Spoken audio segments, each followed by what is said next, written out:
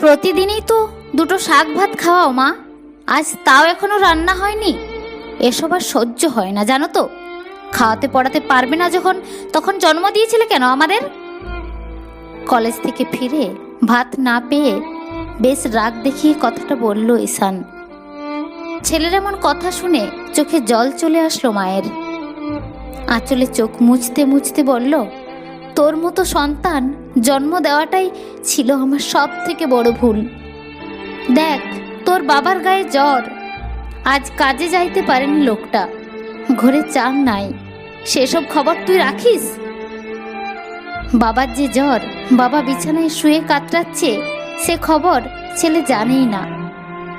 এবার তো শুনেও শুনল না ঈশান।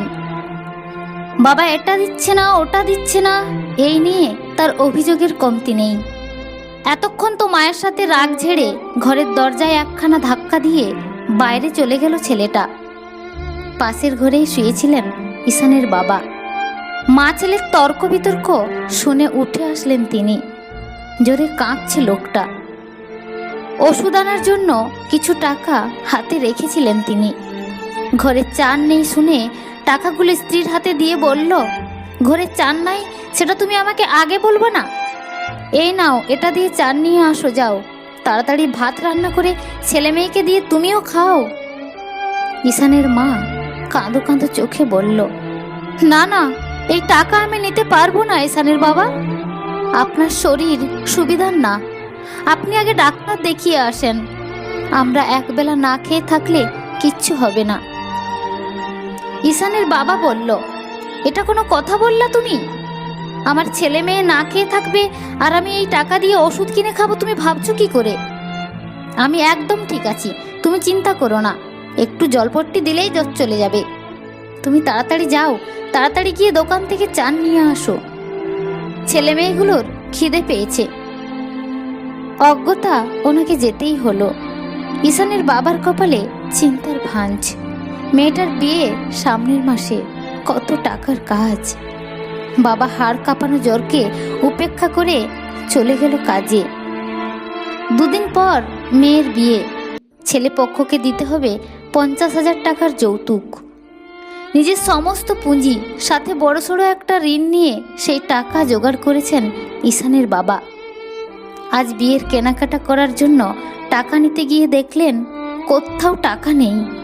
বাবা মাথায় হাত দিয়ে বললেন, ও ঈশানের মা, আমার টাকাগুলো কই গো? এবার বুঝি আমাদের মেয়েটার কপাল পুড়ল। মা বাবা দুজনেই দিশেহারা হয়ে পড়ল। কোথাও খুঁজে টাকা পেল না। পরে শুনতে পেল তাদের ছেলে সেই টাকা নিয়ে একটা মেয়েকে নিয়ে পালিয়েছে। বাবা বুকে হাত চেপে বসে পড়ল মাটিতে। পুনরায় টাকা জোগাড় করতে না পারায় মেয়ের পাকা পোক্ত বিয়েটা ভেঙে গেল। সেই লজ্জায় গলায় দড়ি দিল একমাত্র মেয়েটা। বাবা সেই শোকে স্ট্রোক করে দুনিয়া ছাড়ল।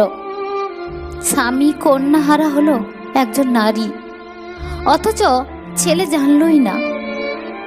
টাকার শোকে তার বাবা বোন দুনিয়াতেই আর নেই। বাবার রক্ত জল করা টাকা নিয়ে ফুর্তি করছে ছেলে। আহারে, বাবার করুণ পরিহাস। সত্যি, সন্তান হিসেবে আমরা বড্ড অকৃতজ্ঞ হয়ে উঠেছি। আমাদের সমস্ত অভিযোগ শুধু বাবা মায়ের ওপর, অথচ আমরা একবারের জন্য জিজ্ঞেস করি না আমাদের বাবা মায়ের কি খেতে পছন্দ আজ, আমরা সেটাই তোমাদের জন্য কিনব না। আমরা কখনো বলি না, আমাদের শুধু চাই আর চাই। একবার ভাবুন তো, আমরা কি দিচ্ছি আমাদের বাবা মাকে? সামান্য মানসিক শান্তিটুকুই তো দিতে পারছি না তাদের।